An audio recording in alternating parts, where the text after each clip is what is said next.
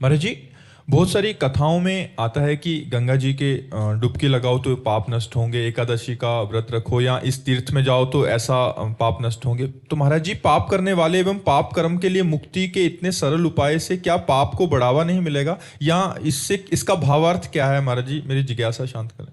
देखो, पाप और पाप की प्रवृत्ति ये दो अलग चीजें हैं। पाप नाश के तो आपने उपाय बताए, लेकिन पाप की प्रवृत्ति का नाश कैसे होगा? प्रवृत्ति का नाश नहीं हुआ तो गंगा नहाया फिर पाप किया, तीर्थ याटन गए फिर पाप किया।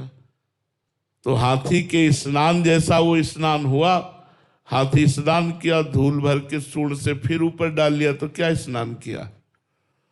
तो जब तक पाप की प्रवृत्ति का नाश नहीं होगा तब तक बात नहीं बनेगी। इसलिए एक श्लोक में लिखा है, गंगा पापम शशीतापम दैन्यम कल्पतरुस्तथा पापम तापम तथा दैन्यम हरति साधु समागमः। गंगा पाप को नष्ट कर देती है, पक्की बात है।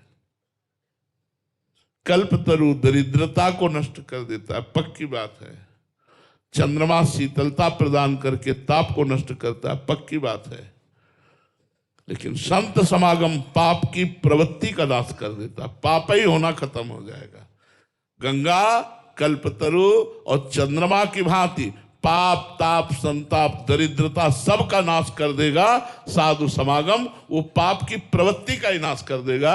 इसीलिए चलते फिरते तीर्थराज संत महात्मा है। मुद मंगलमय संत समाजू, जो जग जंगम तीर्थ राजू। अगर संतों का अवगाहन कर लिया जाए तो करोड़ों बार गंगा स्नान का फल एक बार संत समागम है।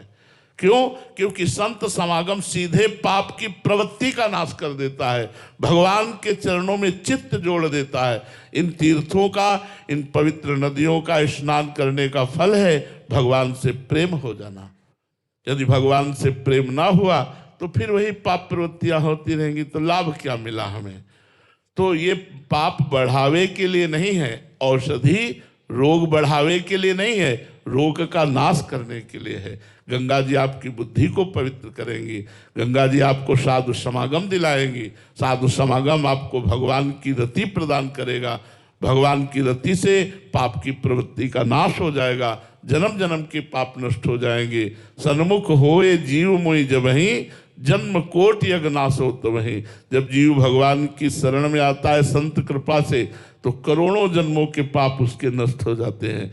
इसलिए संत समागम सर्वोपरि है। संत समागम करो, अपनी बुद्धि को पाप की प्रवृत्ति से हटाओ, फिर गंगा स्नान करो तो आनंद प्राप्त होगा। अशोक कुमार शर्मा जी, राजस्थान से।